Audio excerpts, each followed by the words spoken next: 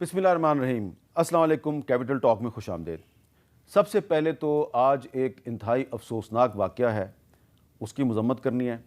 شمالی وزیرستان کے علاقے میر علی میں آج 6 حجام جو ہیں ان کو قتل کر دیا گیا، اور 6 کے 6 جو حجام ہیں ہیئر ڈریسرز، ان کا تعلق پنجاب سے تھا۔ اور شمالی وزیرستان سے سابق رکن قومی اسمبلی محسن داوڑ صاحب نے اس واقعے کی بڑی شدید مذمت کی ہے۔ انہوں نے کہا ہے 6 working class hairdressers from Punjab were gunned down in cold blood in Mir Ali, North Waziristan, which is highly condemnable and very saddening. Our condolences to the families of the victims. The state has abdicated its responsibility of protecting citizens in our region. تو یہ واقعہ خواہ میر علی میں ہو یا پاکستان کے کسی بھی اور علاقے میں ہو، اس کی مذمت کی جانی چاہیے، کیونکہ یہ دہشت گردی ہے۔ اور دوسرا جو اہم معاملہ ہے وہ یہ ہے کہ آج سپریم کورٹ میں ایک 7 ممبر بینچ نے جو تاحیات نااہلی کا معاملہ ہے اس پر ہیئرنگ کی ہے، اور اس ہیئرنگ میں ایک بہت ہی جو اہم سوال تھا اس پہ بحث ہوئی کہ کیا آئینی ترمیم کے بغیر تاحیات نااہلی کو ختم کیا جا سکتا ہے۔ اور ایک اور سوال تھا جو کہ میں ابھی اپنے پروگرام میں بھی اس پہ بحث کروں گا کہ کیا اگر تاحیات نااہلی ختم ہو جاتی ہے تو کیا اس کا فائدہ نواز شریف صاحب کو اور جہانگیر ترین کو ہوگا یا کسی اور کو بھی ہوگا جو کہ آج کل اڈیالہ جیل میں ہے۔ تو اس سے پہلے کہ میں مہمانوں کا تعارف کرواؤں، سب سے پہلے میں تھوڑا سا آپ کو بتانا چاہتا ہوں کہ آج اس معاملے میں سپریم کورٹ میں کیا سوال جواب ہوئے ججز کے اور اٹارنی جنرل کے درمیان۔ تو چیف جسٹس صاحب نے اٹارنی جنرل سے پوچھا کہ الیکشن ایکٹ چلنا چاہیے یا سپریم کورٹ کے فیصلے۔ اٹارنی جنرل نے جواب دیا الیکشن ایکٹ کی تائید کروں گا کیونکہ یہ وفاق کا بنایا ہوا قانون ہے۔ اس پہ چیف جسٹس نے کہا ہم تو گناہگار ہیں، اللہ سے معافی مانگتے ہیں، آرٹیکل 62 میں نااہلی کی مدت درج نہیں بلکہ یہ عدالت نے دی ہے۔ کیا کوئی شخص حلفیہ طور پہ کہہ سکتا ہے کہ وہ اچھے کردار کا مالک ہے؟ جس عامر نے 1985 میں آئین کو روندا اسی نے آرٹیکل 62 اور 63 کو آئین میں شامل کیا۔ کیا سپریم کورٹ کے فیصلے کو ختم کرنے کے لیے آئین میں ترمیم کرنی پڑے گی؟ یہ سوال کیا جسٹس منصور علی شاہ نے، اور اٹارنی جنرل نے جواب میں کہا کہ سپریم کورٹ نے اپنے فیصلے میں کہا تھا جب تک عدالتی فیصلہ موجود ہے نااہلی تاحیات رہے گی۔ تو یہ بڑا ہی اہم معاملہ ہے۔ اس پہ گفتگو کے لیے ہمارے ساتھ موجود ہیں جناب بیرسٹر ظفر اللہ خان صاحب، مسلم لیگ نون سے ان کا تعلق ہے، اور ثناء اللہ بلوچ صاحب جن کا تعلق BNP مینگل سے ہے، لیکن ان کو ہم نے اس لیے بلایا کہ اس کیس میں وہ از ون آف دا پٹیشنرز اور ان کا ہی معاملہ ہے، اور آج کورٹ میں ان کی بھی چیف جسٹس صاحب کے ساتھ بات چیت ہوئی۔ اور ہمارے ساتھ موجود ہیں پاکستان تحریک انصاف کے رہنما اور معروف قانون دان جناب سلمان اکرم راجہ صاحب۔ سب سے پہلے مجھے یہ بتائیں آپ ثناء اللہ بلوچ صاحب، کیونکہ آپ پٹیشنر ہیں، کہ آپ کا جو کیس ہے اس میں ایک فیصلہ سپریم کورٹ پہلے دے چکی ہے، وہ جو ثاقب نثار صاحب کا 5 ممبر بینچ تھا، وہ کیا فیصلہ تھا؟ کیا وہ یہی فیصلہ تھا کہ اگر تاحیات نااہلی ختم کرنی ہے تو اس کے لیے ضروری ہے کہ پارلیمنٹ ایک آئینی ترمیم کرے؟ بالکل، جو 5 رکنی جو اس وقت بینچ تھی سپریم کورٹ کی، اس میں یہ بہت تفصیل کے ساتھ اس پہلو پر بالخصوص 62(1)(f) پر اور اوورآل 62 اور 63 جو کانسٹیٹیوشن کے اندر اہلیت اور نااہلیت سے متعلق ہیں ان پہ تفصیلی بات ہوئی۔ یہ کوئی آئین کے اندر عامر میر صاحب صفحات پر مشتمل ہے، اور یہ 5 صفحات میں تقریباً اگر آپ 62 کو دیکھیں اس میں 7 کے قریب 8 کے قریب ذیلی شق ہیں، اور 63 میں 15 کے قریب ذیلی شق ہیں۔ تو جس وقت کانسٹیٹیوشنل فریم ورک میں اس کو ڈالا گیا تھا تو بڑا سوچ سمجھ کے لیے ڈالا گیا تھا۔ تو 62(1)(f) پہ جو ہے محترمہ آسمہ جہانگیر صاحبہ بھی اس وقت پیش ہوئی تھی اسی کیس میں، بابر اعوان صاحب پیش ہوئے تھے، افتخار گیلانی صاحب پیش ہوئے تھے، اور پاکستان کے سب سے بڑے ٹاپ لائر نے وہاں پر اس بحث میں حصہ لیا، اپنے تجاویز دیں، اور یہ بہت تفصیل کے ساتھ 62 اور 63 کو دیکھا گیا۔ تو اس میں بعد میں جو یہ فیصلہ کیا گیا، کیونکہ 63 میں 5 سال کا ایک جگہ مدت معین ہے، وہ ڈسکوالیفیکیشن میں ہے، لیکن کوالیفائی کرنے کے لیے یعنی اہلیت ثابت کرنے کے لیے 61(f) جو ہے وہ تھوڑا سا وہ اوپن اینڈڈ ہے، اس میں نہیں لکھا ہوا ہے کہ کتنے سال کی سزا ہونی چاہیے۔ تو سپریم کورٹ نے بڑی تفصیل کے ساتھ تمام دنیا کے قوانین، پھر اہلیت و نااہلیت سے متعلق UK بڑے جو جمہوری ممالک ہیں ان کے تمام قوانین کو بھی دیکھے، اس کی روشنی میں یہ فیصلہ کیا گیا، کیونکہ یہ معاملہ کانسٹیٹیوشنل فریم ورک جو تھا 18 امینڈمنٹ میں بھی اس کو انڈورس کیا گیا ہے، تو جب کانسٹیٹیوشن بنانے والوں نے اس کو اس طرح رکھا ہے تو ان کے مائنڈ میں کوئی چیز ہوگی ضرور۔ لیکن سیاستدانوں کے پاس 18th امینڈمنٹ کے زمانے میں ایک موقع تھا کہ 62(1)(f کو ختم کریں؟ کیوں نہیں کیا؟ اس کی وجہ ہے حامد میر صاحب، یہ اصل میں یہ بہت انٹری پوائنٹ ہے اہلیت کے حوالے سے، یہ بہت اہم ہے. یہ بڑی سوچ سمجھ کے بعد 50 سال سے یا اس کے بعد جب آج پھر یہ 18 امینڈمنٹ 2010 میں جا کے ختم نہیں کیا گیا، اس کی وجہ یہ ہے کہ جو شخص اسمبلی میں پہنچتا ہے اہلیت کے قابل ہوتا ہے، وہ پہلے ایک اوتھ دیتا ہے. نامینیشن فارم میں اگر وہ اوتھ میں ہی جھوٹ بولے گا، کل وہ ملک کا وزیر اعظم بنے گا، وزیر خارجہ بنے گا، وزیر دفاع بنے گا، وزیر انسانی حقوق بنے گا، تو پھر وہ اسی لیے بڑے سوچ سمجھ کے بعد اس کو رکھا گیا. اچھا، یہ آپ تو ایک آئینی بات کریں نا، میں تو ایک بطور صحافی جو میں وٹنس ہوں کچھ چیزوں کا، اس پہ بات پرپوزل گئی تھی جی، اور جو اسحاق ڈار صاحب اور رضا ربانی صاحب ہیں وہ 62(1)(f ختم کرنا چاہتے تھے، اور ان کی ایگزیکٹلی یہی آرگومنٹ تھی جو آج قاضی فاضل صاحب نے بھی کہی کہ یہ جنرل ضیاء الحق نے ڈالی ہے 62(1)(f. لیکن اس وقت جو اعجاز الحق صاحب تھے وہ اتحادی تھے رولنگ کولیشن کے، تو انہوں نے کہا میرے ابو نے ڈالی تھی تو یہ ختم نہیں ہو سکتی.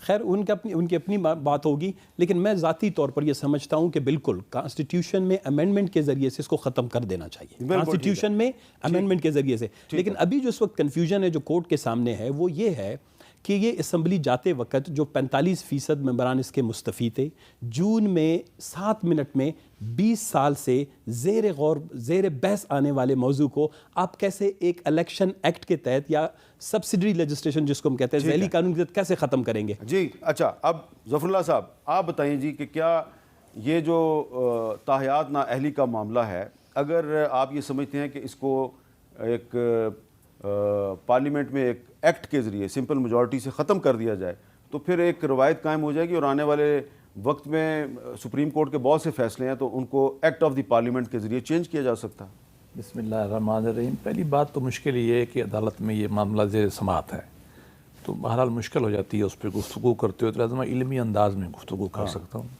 ہم میرٹس اور ڈی میرٹس پہ تو جائیں جی، پہلی بات تو یہ ہے کہ میرا ویو تھوڑا ڈیفرنٹ ہے ان تمام چیزوں سے.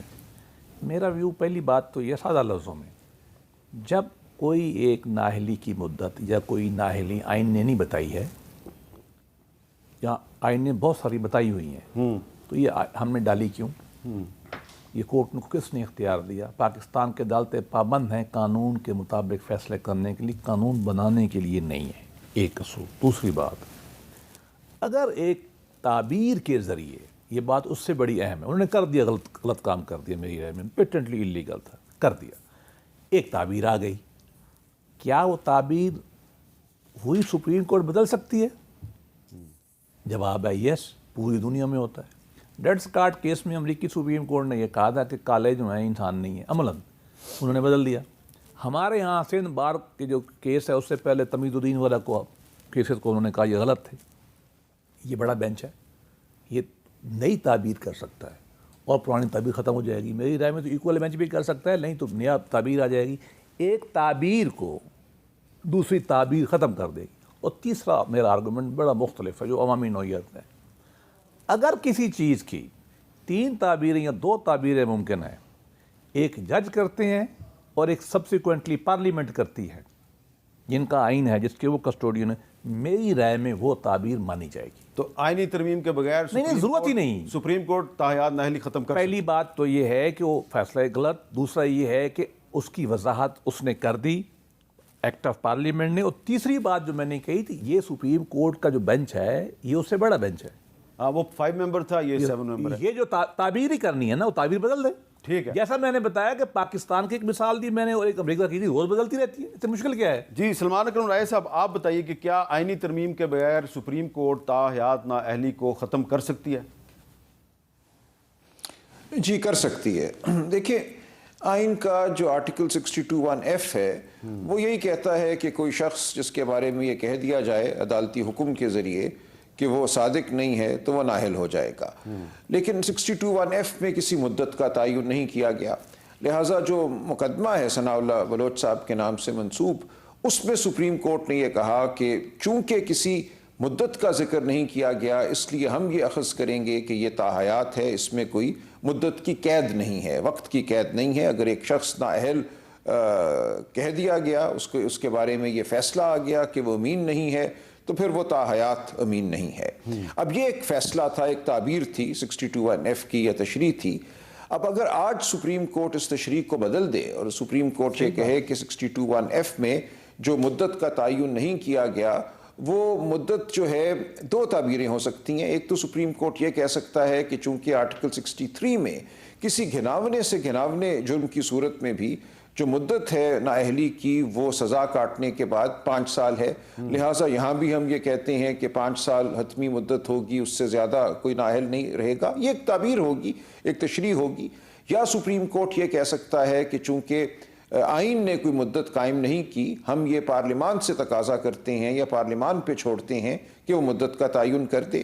یہ بہت سے امکانات ہیں. ایک امکان یہ تھا کہ سپریم کورٹ خود کہے کہ چونکہ مدت کا تعین نہیں ہے اس لیے اخذ کیا جائے گا کہ یہ تاحیات ہے. یہ ثناء اللہ بلوچ میں سپریم کورٹ نے کہہ دیا. دوسرے دو جو میں آپ کے سامنے مقدمے یا جو بحث پیش کر رہا ہوں وہ یہ ہے کہ ایک سپریم کورٹ یہ کہے کہ 5 سال کی مدت چونکہ آرٹیکل 63 میں دی گئی ہے یہاں بھی ہم اس کو 5 سال ہی سمجھیں گے. اور تیسرا لائحہ عمل یہ ہو سکتا ہے کہ ہم پارلیمان سے کہیں کہ وہ قانون سازی کرے. اب صورتحال یہ ہے کہ سپریم کورٹ کا فیصلہ موجود ہے. سپریم کورٹ نے آرٹیکل 62(1)(f) کی ایک تشریح، ایک تعبیر کر دی ہے. اس تعبیر کے ہوتے ہوئے میں سمجھتا ہوں اور بالکل وثوق سے سمجھتا ہوں کہ عام سادہ قانون جو پارلیمان پاس کرتی ہے اس کی کوئی حیثیت نہیں ہے. اگر سپریم کورٹ اپنی رائے تبدیل کر دے اور کہے کہ نہیں ہمارا وہ فیصلہ غلط تھا اور مدت کا جو تعین ہے وہ پارلیمان ہی کو کرنا ہے یا زیادہ سے زیادہ یہ مدت 5 سال ہو سکتی ہے، جس طرح اس صورت میں یہ قانون درست ہو جائے گا. جس طرح عمر عطا بندیال صاحب نے ایک کیس میں کہا جی کہ وہ جو پہلے فیصلہ تھا وہ غلط تھا، فیصل واڈا میں نا، فیصل واڈا کے کیس میں. تو اس طرح قاضی فیض عیسیٰ صاحب بھی یہ کہہ سکتے ہیں کہ پہلا فیصلہ تھا جو ثاقب نثار کا وہ غلط تھا، اب ہم صحیح فیصلہ کریں گے. جی یہ اکثر ہوا کرتا ہے، بہت فریکوینٹلی نہیں ہوتا، بہت زیادہ سپریم کورٹ کو اپنے فیصلوں کو برا نہیں کہنا چاہیے، لیکن اگر سپریم کورٹ اس نتیجے پہ پہنچے کہ کوئی پہلا فیصلہ غلط تھا تو اس کو برملا غلط کہہ دینا چاہیے. اچھا ثناء اللہ بلوچ صاحب، اب تو ایسا لگ رہا ہے کہ مسلم لیگ نون اور تحریک انصاف اس معاملے پہ ایک پیج پہ ہیں، تو کیا آپ میں عرض کروں ایک منٹ حامد میر صاحب، میں جو گفتگو کر رہا ہوں دیکھیے میرا ایک آپ نے مجھ سے قانونی ماہر کے طور پہ سوال کیا ہے، یہ میں کسی سیاسی وابستگی کی بنیاد پہ نہیں کہہ رہا، کسی کی ترجمانی نہیں کر رہا، قانون کے طالب علم کے طور پہ میں ضرور بات کرتا رہوں گا. ٹھیک ہے. اچھا ثناء اللہ بلوچ صاحب، تو اس کا فائدہ جو ہے صرف نواز شریف صاحب کو نہیں ہوگا، صرف جہانگیر ترین کو نہیں ہوگا، اگر تاحیات نااہلی ختم ہوتی ہے تو آنے والے وقت میں عمران خان کو بھی فائدہ ہوگا. عامر میر صاحب بات سمجھنے کی ہے، میں بالکل سلمان راجہ صاحب کے بات سے اتفاق کرتا ہوں. انہوں نے 3 معروضات بیان کیے اور آخری جو معروضات بیان کی، کیونکہ میں خود کانسٹیٹیوشنل ڈیفینڈر ہوں، میں اپنے آپ کو ایکسپرٹ نہیں کہتا، آئی been writing constitution, advising on constitutional matters internationally. میرے کہنے کا مقصد یہ ہے کہ مجھے اس کیس سے اتنی دلچسپی یہ نہیں ہے کہ کون تاحیات رہتا ہے یا نہیں رہتا ہے. میں یہ کہتا ہوں کیونکہ ہم چھوٹے صوبے سے جو آنے والے لوگ ہوتے ہیں، جب کانسٹیٹیوشن کے اندر ہمارے یہاں کانسٹیٹیوشنل کورٹ پاکستان میں نہیں ہے، سپریم کورٹ کو ہم کنسیڈر کرتے ہیں کہ وہ کانسٹیٹیوشن کی انٹرپریٹیشن آرٹیکل 184 کے تحت کرتا ہے. تو جب اگر سپریم کورٹ کے اندر فیصلوں کی اندر اتنی فلکچویشن آنا شروع کر دے اور کوئی بھی مطلب یہ جو پارلیمنٹ ابھی جس نے ایکٹ پاس کیا، آپ کو تو خود پتہ ہے 45% اس کے ممبران جو ہے وہ مستفی تھے. دوسری بات یہ ہے کہ یہ person specific individual specific act ہے. اس میں 63 اور 62 جو میں نے بات کی وہ 5 صفحات پر کانسٹیٹیوشن کے اندر مشتمل ہے. گو کہ سب غلط ہوں گے لیکن کانسٹیٹیوشن کے اندر تو ہیں. تو یہ حق بھی پارلیمنٹ کو دیا جائے کہ جی آپ نے 5 صفحات جو ہیں کانسٹیٹیوشن کے لیے ہیں 62 اور 63 میں، اور سپریم کورٹ نے اس پہ بات بھی کی ہے. تو میرے کہنے کا مقصد یہ ہے کہ اس طرح نہ ہو کہ یہ جو کانسٹیٹیوشن کی انٹرپریٹیشن کسی بھی معاملے پہ آتی ہے اس کو ہم لوگ بڑے سیریسلی لیتے ہیں. لیکن اگر ثناء اللہ بلوچ صاحب، اگر سپریم کورٹ جو ہے وہ ایک فوجی ڈکٹیٹر کا انسرٹڈ 62(1)(f) جو ہے اس کو ختم کر رہی ہے تو آپ کو تو بینگ جمہوریت میں تو خوش ہوں سر. میں دیکھیں میں اسی بات کر رہا ہوں کہ میرے ہی کیس میں، اور ہم نے جب انیشیٹ کیا تھا تو آج سے کوئی 2018 میں یہ جو جسٹس ثاقب نثار صاحب کا فیصلہ ہے جو ممبر بینچ نے کیا تھا، 2018 کے بعد سے آج تک جو ہے اس پہ کانسٹیٹیوشن امینڈمنٹ ہونی چاہیے تھی. تو میں تو ابھی یہ نہیں کہتا ہوں میرے لیے سب الیکشن میں آئیں، سب لڑیں، لیکن جو پروسیجر اڈاپٹ کیا گیا حامد میر صاحب، یہ 2-4 لوگوں کو پرسن اسپیسیفک انڈیویجول اسپیسیفک جو امینڈمنٹس یا ایکٹس آتی ہیں، یہ پاکستان کے اندر آئین، سپریم کورٹ، ہماری عدالتوں کو جو ہے عوام کے سامنے تھوڑی سی ان کی اہمیت اور حیثیت کو جو ہے متاثر. اللہ صاحب اس کا کیا جواب دیں گے؟ ایک نقطہ یہ ہے کہ یہ پرسن اسپیسیفک ایکٹ پاس. پہلی بات تو یہ ہے کہ پارلیمان کے اندر اگر ریکوائرڈ تعداد موجود ہے لا پاس کرنے کے لیے چاہے ایک بندہ بھی زیادہ ہے تو وہ پارلیمانی قانون ہے. ہم اس کو پولیٹیکل اعتراض تو کر سکتے ہیں, قانونی اعتراض نہیں کر سکتے, مارل کر سکتے ہیں. دوسری بات یہ ہے کہ اگر ہم کہتے ہیں پرسن اسپیسیفک ہے, یہ مسئلہ تاریخ میں کبھی پہلے آیا ہی نہیں. اب آیا تو پارلیمان نے ایڈریس کیا, تو کیا صرف 2 بندوں پہ لگے گا یا آئندہ والے سب پہ لگے گا؟ سب پہ لگے گا. میں اور سب پہ لگے گا تو عمران خان کو بھی لگے, کیوں نہ لگے جی, فائدہ ہوگا نا سب کو ہو. ایک بات اور دیکھیے, اگر کوئی غلط فیصلہ سپریم کورٹ نے کیا ہے تو اس کو انڈو کرنا چاہیے. مولوی تمیز الدین کیس کو انڈو کیا نا انہوں نے, 200 کو انہوں نے کیا ہے, نصرت بھٹو کو کیا, سب کو عملاً سے بعد میں کیا ہے. میں ایک اور بتاتا ہوں, اسی سپریم کورٹ نے میاں نواز شریف جہانگیر کی ڈسکوالیفیکیشن میں فیصلہ واڈا میں کیا ہے. تو میری ذاتی رائے میں تو فیصلہ واڈا والی ججمنٹ جو ہے وہ بالکل وہ بھی سپریم کورٹ کی ہے. کھوسا صاحب نے عجیب ججمنٹ دی ہے. میں کامن لا کا طالب علم ہوں, مجھ سے شاید سینئر ہوں گے. آصف سعید کھوسا صاحب نے عجیب ججمنٹ دی. ایک ہمارا اصول ہے کرمنل لا کا, ہم یہ کہتے ہیں کہ ایک بندہ آپ کے سامنے آ گیا, اس کی ججمنٹ آدھی غلط ہے آدھی صحیح ہے, تو ہمارا لا یہ تھا پچھلے 200 سال کا کہ ہم اس کی ججمنٹ آدھی رائے مانیں آدھی نہیں مانیں گے. کھوسا صاحب نے جاتے ہوئے 100 کیس لکھا کہ یہ رہا ہے, آج سے میں بدل رہا ہوں. حالانکہ کامن لا میں ایسے جب آتے ہیں تو وہ پارلیمان کو بھیج دیتی ہے, ہاؤس آف لارڈس یا کورٹ آف اپیل, وہ نہیں کرتے. انہوں نے وہ بھی کر دیا, پارلیمان کو پوچھے بغیر ایک فنڈامنٹل لا جو تھا, گرونڈ نام تھا ہماری کرمنل لا کا, چینج کر دیا. تو کورٹ کو اپنی تعبیریں کرنے کا, ان کو ریسٹینڈ کرنے کا, ان کو ویری کرنے کا حق حاصل ہے, ان کو کرنا چاہیے. جیسا میں نے یہ کہا کہ آپ کو برطانوی کورٹ کی ججمنٹ مل جائیں گی جنہوں نے کہا کہ انسان نہیں ہے, برٹش کورٹ کی, امریکن کی مل جائیں گی کہ یہ کالے انسان نہیں ہے, لیکن انہوں نے بدلا. یہ بالکل غلط قانون ہے, اس کو بدلنا چاہیے. اگر تعبیر سے بدلتے بدل دیں. لیکن میں پھر ایک لائن کہوں گا, اگر کوئی تعبیر ایک کورٹ کرتی ہے, یہ میرا جو اسٹوڈنٹ سے آج تک عدالت میں نہیں گیا یہ, اور اس کی تعبیر بعد میں پارلیمان کرتی ہے, تو میں کہوں گا کہ پارلیمان جب سپیچ کرے گی ہائیسٹ کورٹ آف لینڈ. یہ میرا ویو ہے. جی سلمان صاحب آپ کیا کہنا چاہتے ہیں؟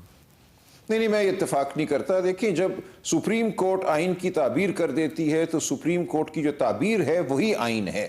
دیکھیں, آئین کا متن اپنی جگہ ہے, لیکن سپریم کورٹ کی تعبیر جب ایک فیصلے میں آ جاتی ہے تو ہم اس کو آئین کہتے ہیں. اس کے بعد پارلیمان اس آئین سے تجاوز نہیں کر سکتی. سپریم کورٹ ضرور اپنی رائے تبدیل کر سکتا ہے. اس لیے میری یہ گزارش ہے کہ اس وقت جو قانون سازی کی گئی ہے سپریم کورٹ کے ثناء اللہ بلوچ فیصلے کے ہوتے ہوئے, یہ قانون سازی بالکل غیر مؤثر ہے. یہ ایک آئین سے ماورا قانون ہے. لیکن اگر سپریم کورٹ اپنا فیصلہ تبدیل کر لیتی ہے اور کہتی ہے کہ ہمارا پچھلا فیصلہ غلط تھا, تو پھر یہ قانون سازی جو ہے مؤثر ہوگی اور اس کو ایک صحیح قانون سمجھا جائے گا. یہ آئینی صورتحال ہے. ایک میں لائن اور کہوں گا, 45 جج مطلب 45% لوگ فیصلہ کر سکتے ہیں, تو سپریم کورٹ کی جو بینچ بیٹھ کے فیصلہ کرتے ہیں وہ تو 45% بھی نہیں ہوتے. حالانکہ آئین میں تو لکھا ہوا ہے supreme court means chief justice and ججز. تو یہ معاملہ اتنا آسان نہیں ہے. ہمیں پارلیمان کو ایک وقار دینا چاہیے.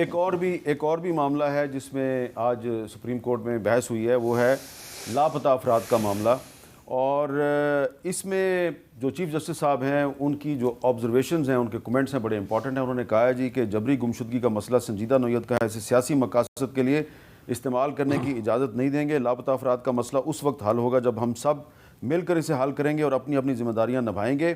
اور جو درخواست گزار ہیں خوش دل خان, انہوں نے کہا عدالت حکومت کو جبری گمشدہ افراد سے متعلق قانون سازی کا حکم دے. اب پارلیمنٹ تو ہے نہیں, قانون سازی کیسے ہوگی؟ تو چیف جسٹس نے کہا آئین کی کون سی شق عدالت کو اجازت دیتی ہے کہ وہ پارلیمنٹ کو قانون سازی کا حکم دے؟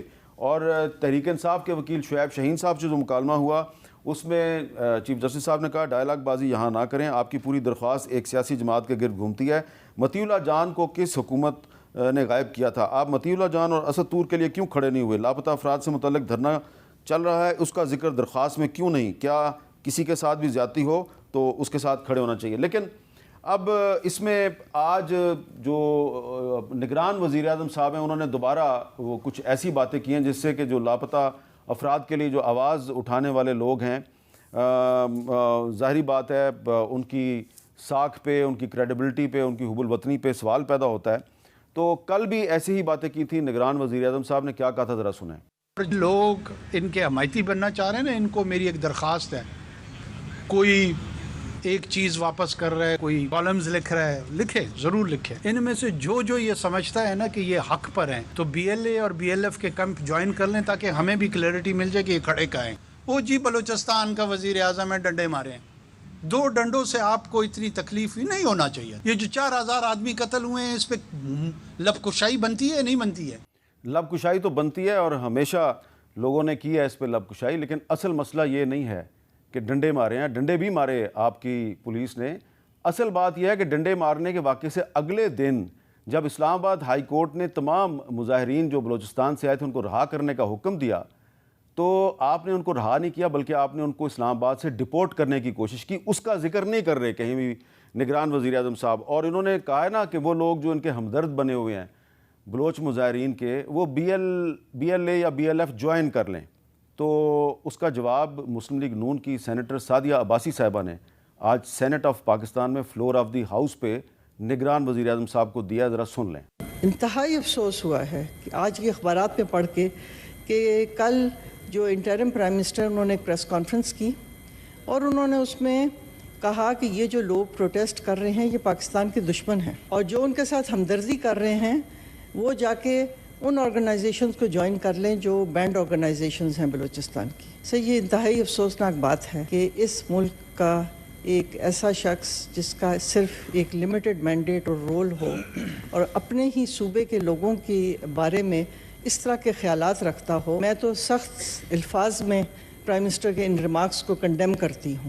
تو ایک سینیٹر صاحبہ نے وزیر اعظم انوار اللہ کاکڑ صاحب کی شدید مذمت کر دی, اور اب کیونکہ وہ وزیر داخلہ بھی ہیں, کیونکہ وزیر داخلہ مستعفی ہو چکے ہیں, تو اس وقت آج جب میں آپ سے مخاطب ہوں تو وہ جو اسلام آباد پریس کلب کے باہر جو بلوچ خواتین اور بچوں کا دھرنا ہے, تو اسلام آباد پولیس نے اس کا کھانا بند کر دیا ہے. ان کو گرم کمبل جو لوگ دینے گئے وہ بھی بند کر دیے ہیں. ان کو باقاعدہ سیج کیا ہوا ہے, ان کا باقاعدہ گھیراؤ کیا ہوا ہے خاردار تارے لگا کے. اور یہ آج سے بہت زیادہ سختی شروع ہو گئی ہے. اور اسلام آباد پولیس جو ہے وہ منسٹری آف انٹیریئر کے کنٹرول میں ہے, اور وزیر داخلہ کا جو پورٹ فولیو ہے وہ کاکڑ صاحب آپ ہی کے پاس ہے, اور آپ کا تعلق بلوچستان سے ہے. مزید بات کرتے ہیں وقفے کے بعد.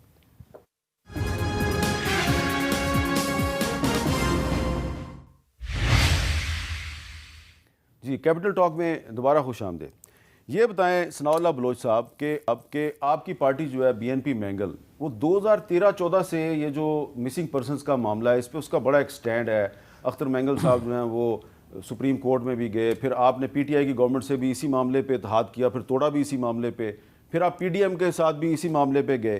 تو یہ بتائیں کہ یہ جو انوار اللہ کاکڑ صاحب ہیں جن کا تعلق آپ ہی کے صوبے سے ہے, وہ بار بار کہتے ہیں جی کہ جنہوں نے ان مظاہرین کی حمایت کرنی ہے وہ بی ایل اے یا بی ایل ایف کو جوائن کر لیں, تو آپ کیوں نہیں جوائن کر لیتے؟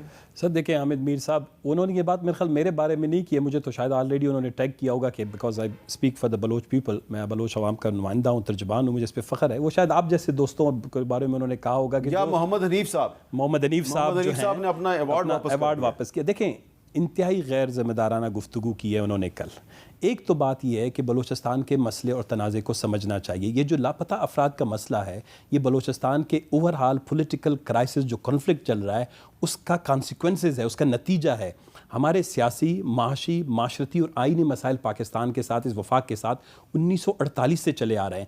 اسی پروگرام میں اس وقت جب میرے خیال میں آج سے 20 سال پہلے بھی 2002 اور 2003 میں بھی بیٹھ کے یہی بات کرتے تھے. اس وقت مسنگ پرسن کا ایشو اتنا ہائی لائٹ نہیں تھا. جب بلوچستان کے اندر بلوچستان کے آئینی, معاشی اور معاشرتی حقوق جو ہیں وہ سلب کر لیے گئے, تو لوگ جب اس کے لیے جدوجہد کے لیے نکل گئے, احتجاج کے لیے نکل گئے, تو پھر لوگ لاپتہ ہونا شروع ہوئے, ٹارچر ہونا شروع ہوئے, قتل عام شروع ہوئی. اس کے رد عمل میں بلوچ نوجوانوں نے بھی ہتھیار اٹھا لیے.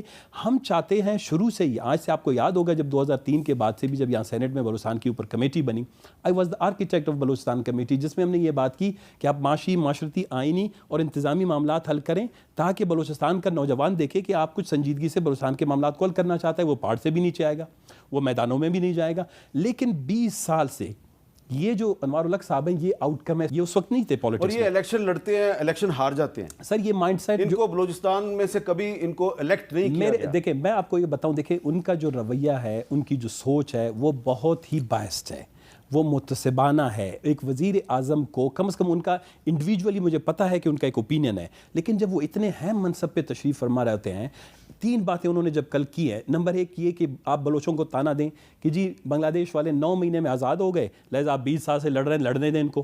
دوسری بات اس نے جو کی بلوچ اور پنجابیوں میں تفرقہ پیدا کرنے کے لیے کہ کتے, خرگوش اور پنجابی جو ہے ان کے حوالے سے قانون سازی بنائے کہ ان کو اور کوئی مارنا شروع کر دے.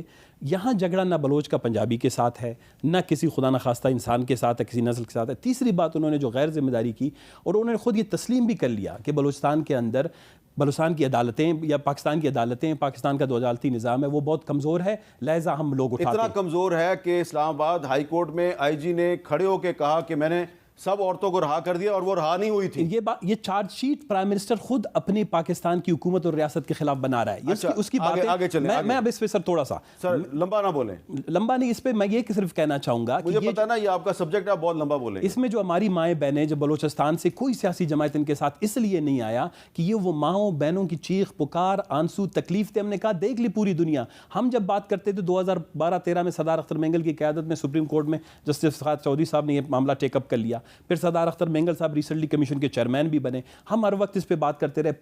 16 فروری 2023 کو ہم نے بلوچستان اسمبلی میں متفقہ طور پر ٹروتھ اینڈ ریکنسیلیشن کمیشن کی جو ہے قرارداد پاس کی کہ خدا کے لیے اس مسئلے کو سنجیدگی سے. آپ یہ بتائیں جی, آپ کا تعلق مسلم لیگ نون سے ہے, تو جو سینیٹر سعدیہ عباسی صاحبہ نے جو کہا ہے, مذمت کی انہوں نے کاکڑ صاحب کی, آپ اتفاق کرتے ہیں سعدیہ عباسی سے؟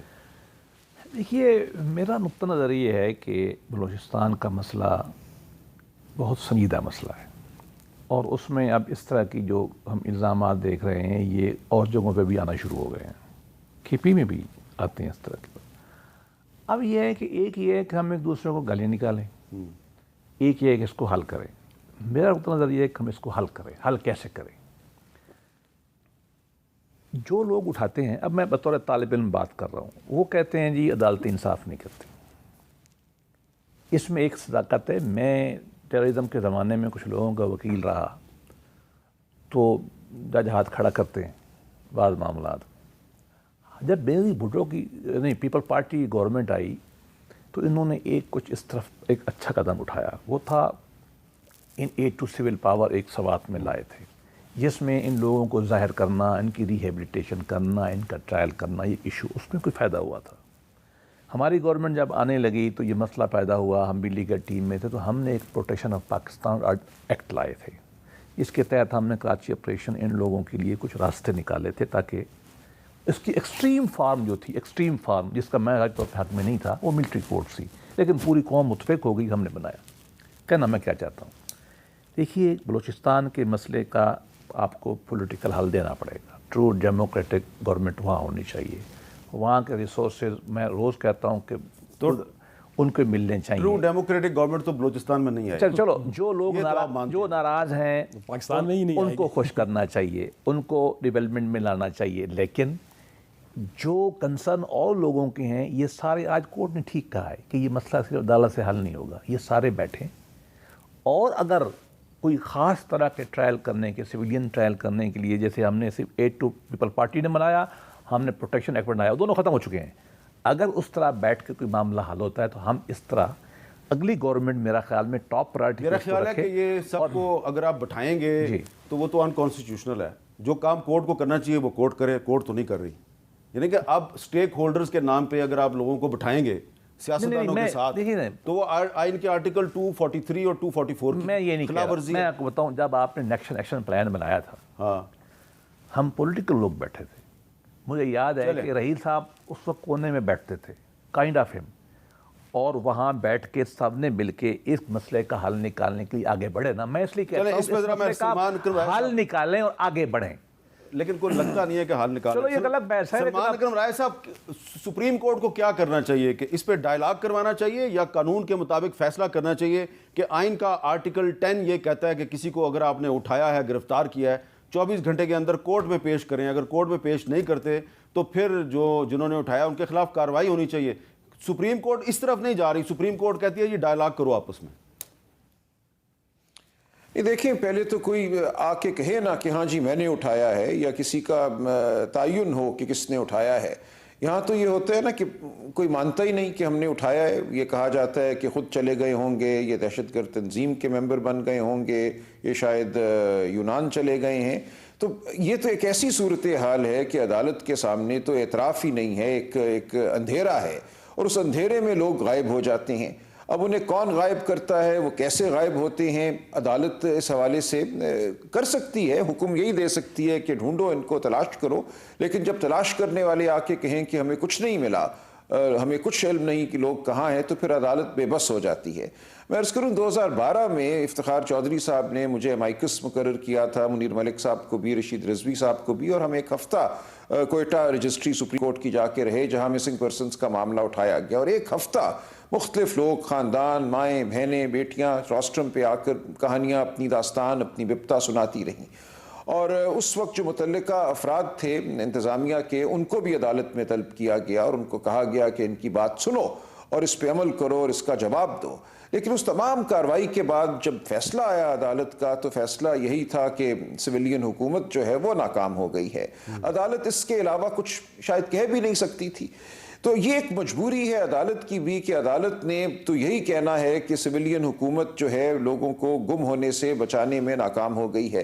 لیکن وہ لوگ کیسے گم ہوتے ہیں, کون ان کو اٹھا لیتا ہے, اس حوالے سے عدالت کے لیے کوئی واضح حکم جاری کرنا یا کسی کو مجرم قرار دینا ممکن نہیں ہوتا. پچھلے سال اسلام آباد ہائی کورٹ نے ایک انکوائری کمیشن قائم کیا تھا, اور اس میں پارلیمنٹیرینز بھی تھے اور باقی سٹیک ہولڈرز بھی تھے, اور اس نے اپنی ایک رپورٹ بھی جمع کرائی اسلام آباد ہائی کورٹ میں. اس میں کچھ ریکمنڈیشنز بھی ہیں, اس میں کلیئرلی بتایا گیا ہے کہ کون اٹھاتا ہے, کیسے اٹھاتا ہے, اور اس کا سلوشن کیا ہے. لیکن اسلام آباد ہائی کورٹ نے اس پہ زیادہ توجہ نہیں دی. ایک بریک لیتے ہیں, بریک کے بعد دوبارہ ملتے ہیں.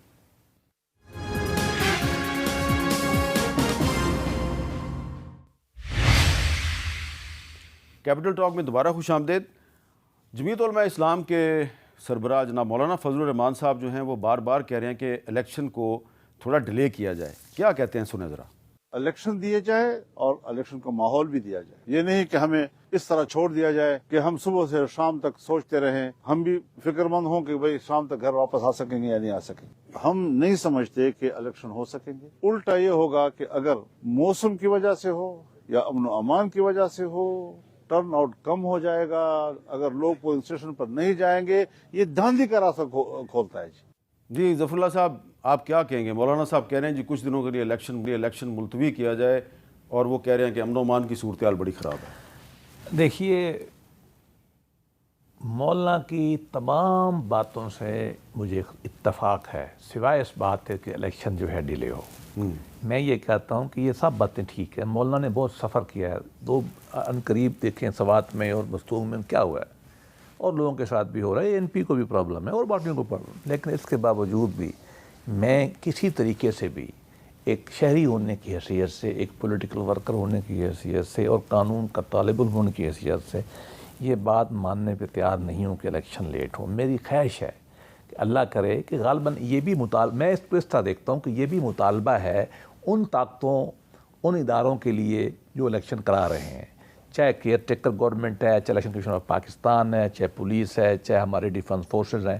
مراد ان کی غالباً مولانا کی یہ کہ یار الیکشن کرائیں, لیکن اس سے پہلے محنت کرو اور حالات کو ٹھیک کرو. چھوٹا سا جواب دیجیے گا, الیکشن ملتوی ہونا چاہیے یا نہیں ہونا چاہیے؟ بالکل نہیں ہونے چاہیے, لیکن الیکشن صاف اور شفاف بھی ہونے چاہیے اور پرامن ماحول میں بھی ہونے چاہیے. دیکھیں جو کسی آپ کی پارٹی کے لوگوں کے نامینیشن ہمارے پارٹی کے قائد صدر اختر مینگل صاحب کے جو نامینیشن پیپرز ہیں وہ ریجیکٹ کر دیے گئے ہیں, اور ہمارے 5-6 اراکین کے جو ممبران ہیں جو نامینیشن فائل. لیکن میں نے یہ دیکھا کہ یہ جو کیئر ٹیکر گورنمنٹ میں ایک منسٹر تھے نوابزادہ میر جمال خان رئیسانی صاحب, بالکل, تو ان کا تو ووٹ ہی رجسٹر نہیں ہے, لیکن ان کے کاغذات تو جو ہیں وہ ایکسیپٹ ہو گئے ہیں. آپ نے دیکھ لیا ہوگا الیکشن کمیشن کا, میں آپ کو ایک لیٹر دکھا رہا ہوں. جی, الیکشن کمیشن کا لیٹر ہے کہ جی آپ کے ابھی تک شناختی کارڈ نہیں بنا, آپ کا ووٹ رجسٹر نہیں ہو سکتا, یا آپ کا شناختی کارڈ بہت ابھی ریسنٹلی بنا ہے.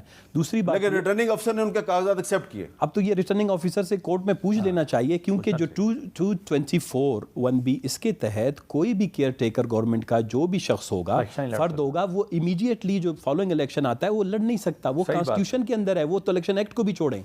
الیکشن ایکٹ میں تو یہ ہے کہ آپ شناختی کارڈ شہری ور, یہ مثلاً یہ ہے کہ بہت ہی سیریس وائلیشن بلوچستان میں, جس طرح آپ نے کہا کہ انفارچونیٹلی جو بلوچستان کا کانفلکٹ ہے, کرائسس ہے, جو پولیٹیکل ایشوز ہے جو اس وقت کنسرن ہے, وہ یہی بھی ہے کہ اس میں آپ جو ہے تھوڑا سا جو ہے. اچھا, آخر میں سلمان اکرم رائے صاحب, آپ ذرا بتائیں گے کہ یہ جو مولانا فضل الرحمان صاحب کہہ رہے ہیں کہ لا اینڈ آرڈر کی سچویشن بڑی خراب ہے, تو کچھ عرصے کے لیے الیکشن کو آگے لے جائیں, آپ کیا کہیں گے؟ نہیں، یہ بالکل غلط کہہ رہے ہیں. دیکھیں، کسی کے پاس کوئی یہ گارنٹی نہیں ہے کہ 1 مہینے بعد یا 2 مہینے بعد لا اینڈ آرڈر کی سچویشن کیا ہوگی، اور اس سے بدتر حالات میں الیکشن اس ملک میں ہوئے ہیں.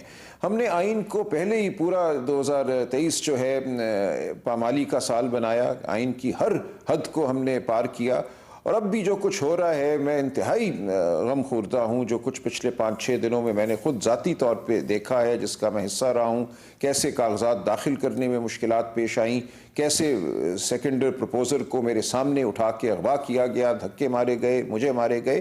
تو یہ ایک انتہائی ہیبت ناک صورتحال ہے. میں سمجھتا ہوں اس قوم کو اب شفا کی ضرورت ہے.